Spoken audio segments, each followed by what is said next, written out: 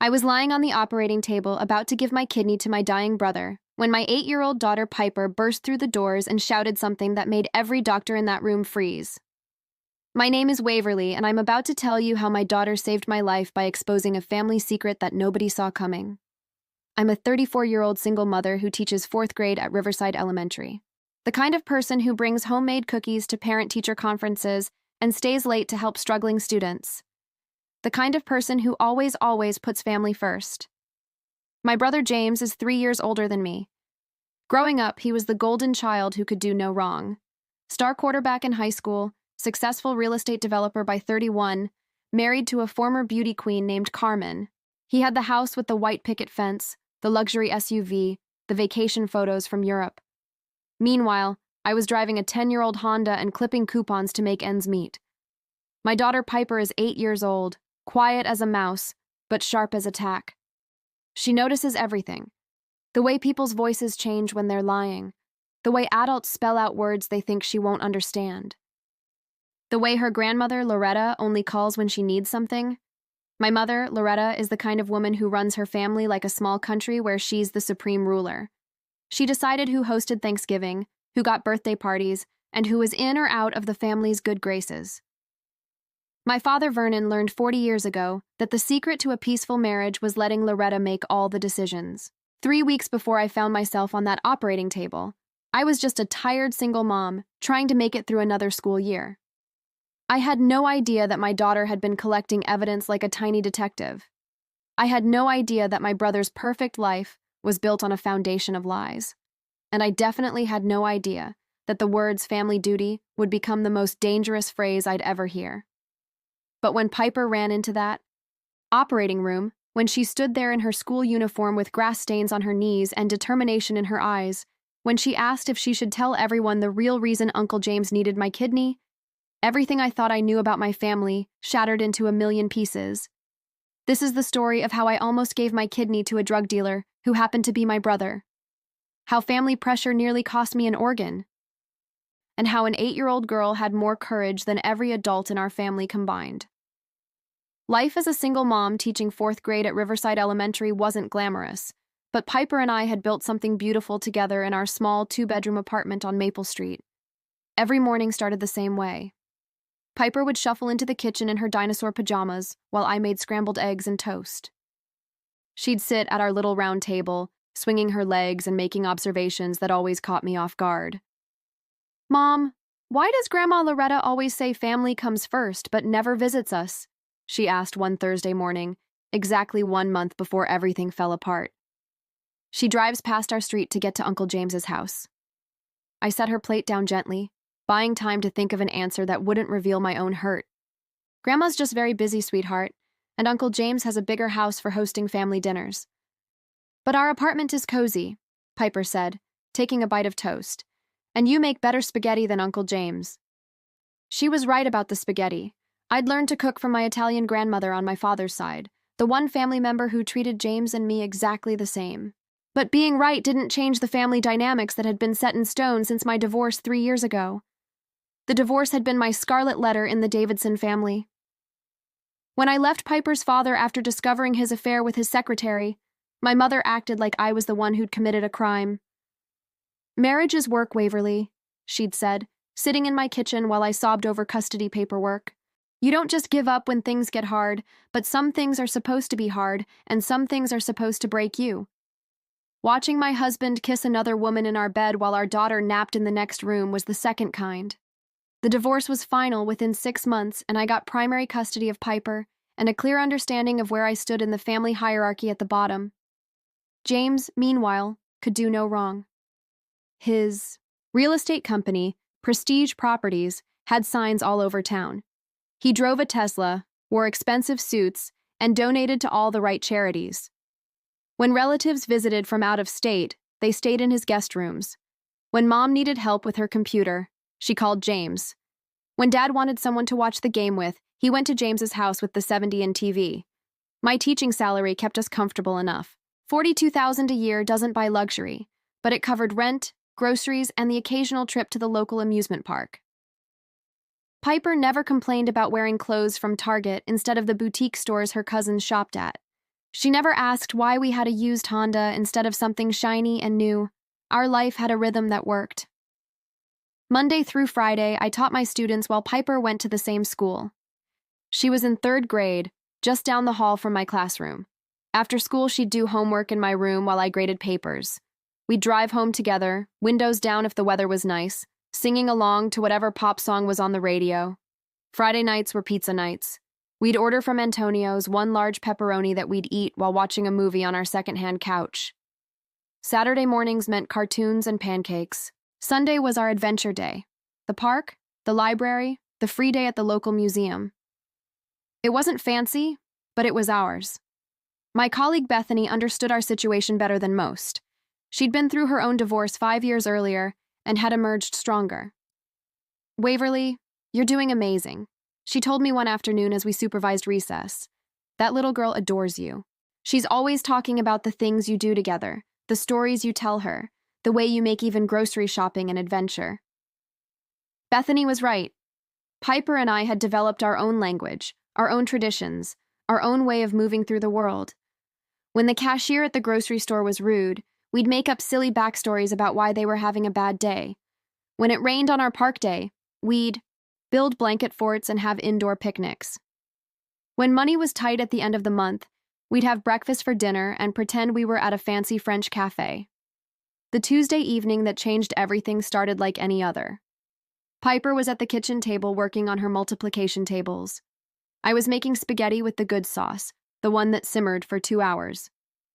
The windows were open, letting in the sounds of kids playing in the street. Everything was normal, peaceful, exactly the way I liked it. Then my phone rang. Mom's contact photo appeared on the screen, a picture from James's wedding where she was beaming at him like he'd hung the moon. "Waverly. It's about James. You need to come to the hospital now." The drive to Riverside General Hospital took 12 minutes, but it felt like 12 hours. Piper sat in the back seat, clutching her math homework while I gripped the steering wheel and tried to process what Mom had told me. James had collapsed during a business presentation. His kidneys were failing. They needed family there immediately. The emergency room waiting area was already full of Davidsons when we arrived. Mom stood at the center like a general commanding troops, her silver hair perfectly styled despite the crisis. Dad sat quietly in a corner chair, his mechanic's hands folded in his lap. My cousin Nayan was there with her husband, and even Great Aunt Meredith had driven down from Portland. "Finally," Mom said when she saw me, though I'd broken every speed limit to get there.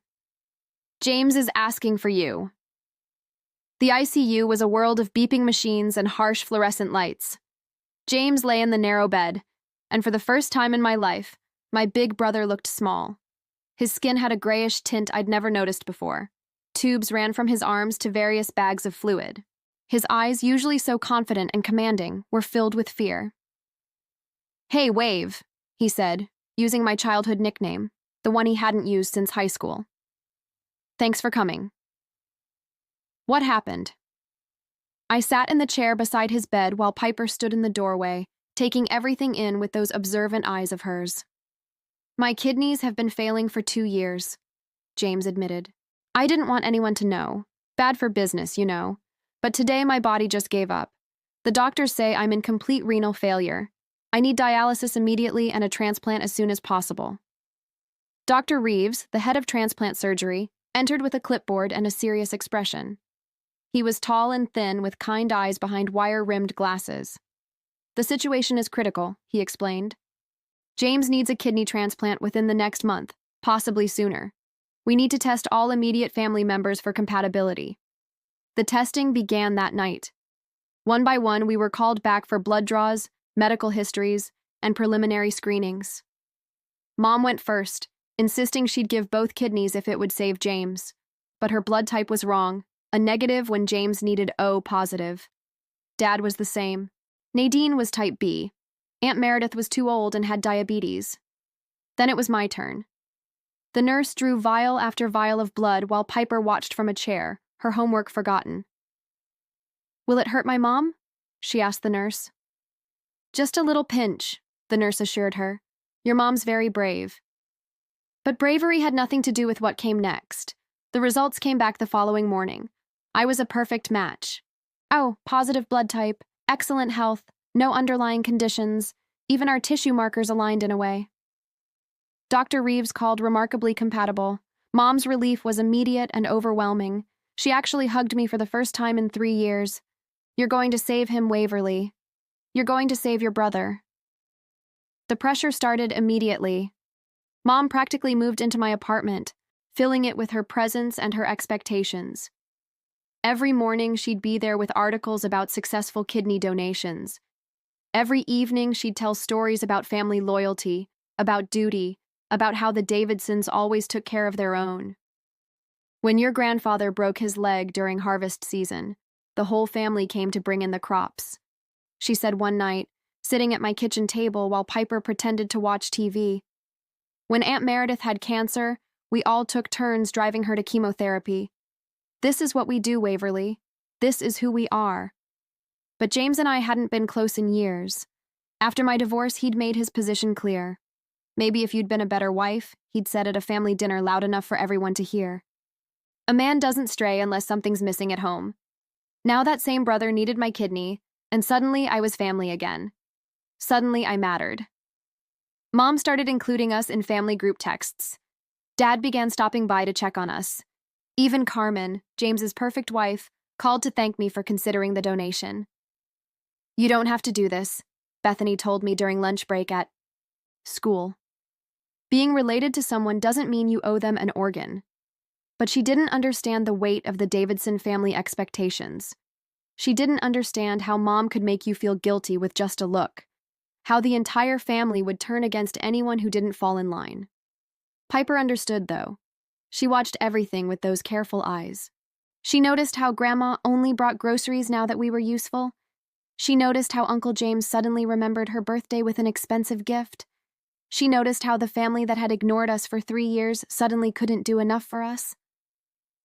Mom, she said one night, crawling into my bed, are you going to give Uncle James your kidney? I don't know yet, baby. I don't think you should, she said quietly.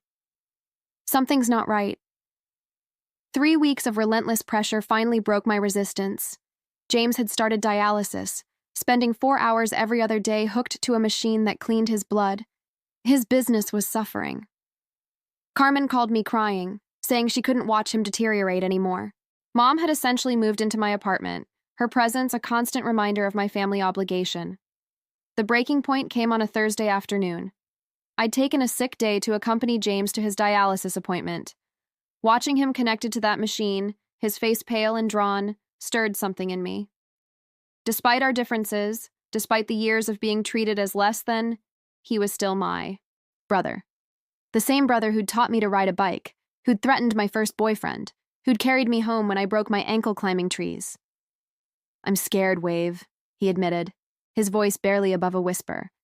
The dialysis isn't working well. My body's rejecting it. Dr. Reeves says, without a transplant soon, I might have weeks, not months. That evening, I called a family meeting at my apartment. Mom, Dad, Nain, and Carmen gathered in my small living room. Piper sat at the kitchen table, supposedly doing homework, but listening to every word. I'll do it, I announced. I'll give James my kidney. The relief in the room was palpable. Mom actually cried, real tears streaming down her carefully made-up face. Dad nodded approvingly. The most emotion I'd seen from him in years. Carmen grabbed my hands, thanking me over and over. Even Nain, usually so reserved, said I was doing the right thing. You're a hero, Waverly, Mom declared. A real hero. James will never forget this. The family will never forget this. But later that night, after everyone had left, Piper crawled into my bed with a troubled expression. Mom, I need to tell you something. What is it, sweetheart? Remember last month when we saw Uncle James at the mall? When he said he was at a business meeting in Chicago, I remembered. We'd been shopping for school supplies when Piper spotted him outside a restaurant. He'd seemed flustered, quickly explaining he'd had to cancel his trip at the last minute.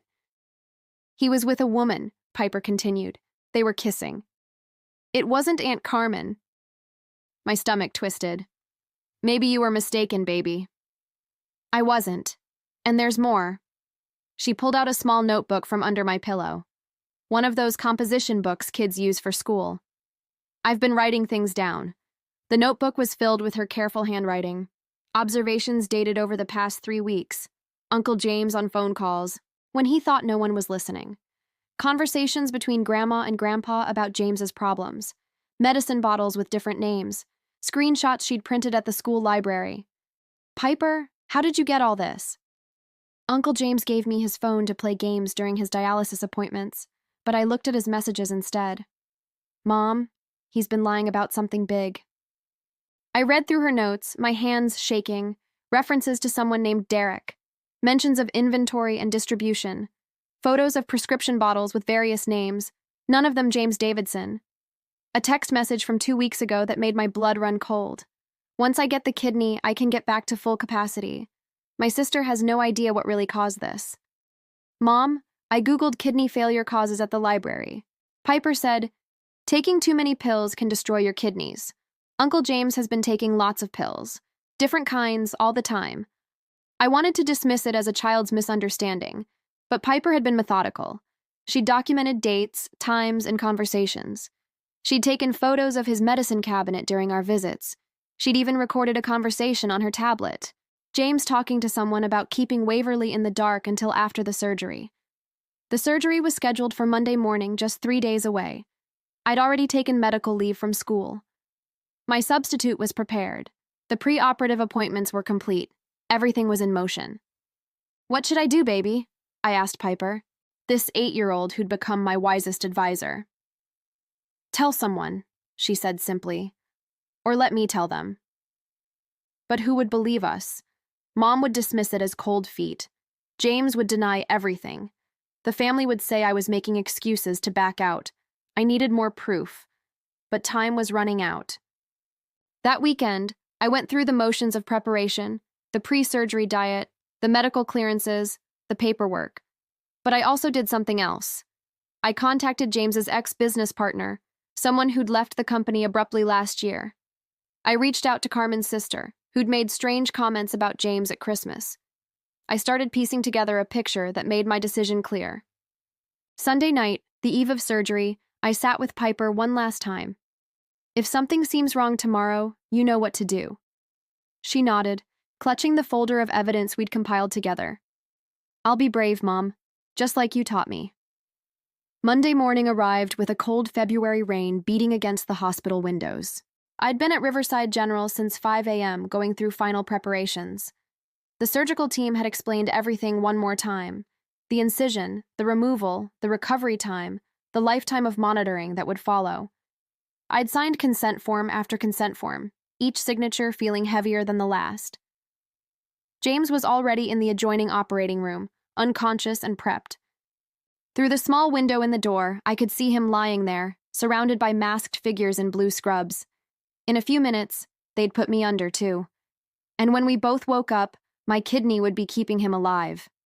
The anesthesiologist, Dr. Martinez, checked my IV one final time. Any last questions, Waverly? Before I could answer, the double doors of the operating room burst open with such force that several nurses jumped. There stood Piper in her school uniform, navy blue jumper with grass stains on the knees, her hair still in the crooked braids I'd done yesterday. Behind her was Mrs. Chen, my 70-year-old neighbor, both of them breathless and soaking wet from the rain. I'm so sorry, Mrs. Chen gasped, her hand pressed to her chest. She said it was life or death. She said her mommy was in danger. Security immediately moved toward them, but Dr. Reeves held up his hand. Something in Piper's face, that fierce determination I knew so well, made him pause. Mommy, should I tell everyone why Uncle James really needs your kidney? The room went completely silent. You could hear the rhythmic beeping of machines, the hum of ventilation, but not a single person spoke. Dr. Reeves slowly removed his surgical mask, his eyes moving between Piper and me. Let her speak, he said quietly. Piper stepped forward, her small voice filling the sterile room. Uncle James has been selling prescription pills for 3 years. He's been using fake names to get medicines from different doctors and selling them to people. The kidney disease isn't from being sick. It's from taking too many pills himself. This is absurd, someone said. but Dr. Reeves raised his hand again. Piper pulled out James's phone from her backpack. I have proof. I sent everything to Mom's email and to the hospital's public email address this morning. Check your computers. Dr. Martinez was already at the workstation. There's an email here with attachments, screenshots of text messages, photos of prescription bottles, recorded conversations. Read the one from February 15th, Piper instructed. The one where he tells someone named Derek that once he gets Mom's kidney, he can increase distribution because he'll be healthy again. Dr. Martinez's face went pale as he read aloud. Derek, stop worrying. My sister's kidney will have me back at 100% in 2 months. She has no idea that Oxy caused this. Family guilt is a beautiful thing. Already have buyers lined up for the new inventory. The anesthesiologist set down her equipment. Several nurses stepped back from the operating table. Dr. Reeves's expression had transformed from confusion to horror. We need to stop immediately, he announced. If these allegations are true, this violates every ethical guideline for organ donation. The IEO recipient cannot be engaged in illegal activities that cause their organ failure and certainly cannot intend to continue those activities post-transplant. By now, the commotion had drawn others. Mom burst through the doors, her face twisted with rage. What is happening? Why aren't you operating? Mrs. Davidson, Dr. Reeves said formally, your granddaughter has presented evidence that James has been operating an illegal prescription drug ring and that his kidney failure is the result of substance abuse. We cannot proceed with this surgery. Piper is lying, Mom screamed. She's making this up. Waverly put her up to this because she's always been jealous of James. But Piper wasn't done. She pulled out a small tablet from her backpack and played a recording. James's voice, clear and unmistakable, filled the room. The beauty of using Wave is that she's so desperate for family approval she'd never ask questions.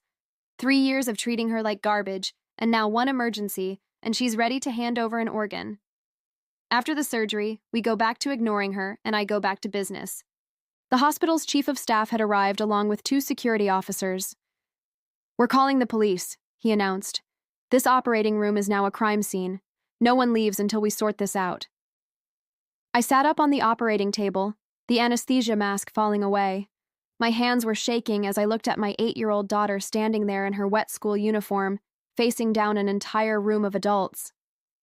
How did you know to come here? I asked her.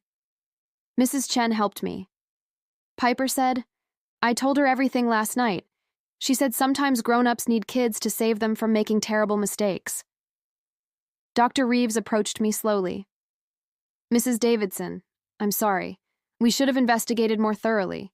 Your daughter may have just saved your life in more ways than one. 6 months have passed since that morning in the operating room. James is now serving a 5-year sentence at the state correctional facility for prescription fraud, drug distribution, and identity theft. The investigation revealed he'd been running his pill operation through his real estate business, using vacant properties as distribution points and laundering money through fake property sales. He receives dialysis 3 times a week in the prison medical ward. The evidence Piper collected was just the tip of the iceberg. Once the police started investigating, they found 17 fake identities James had used to obtain prescriptions, 3 doctors he'd been bribing, and over $200,000 in illegal drug sales.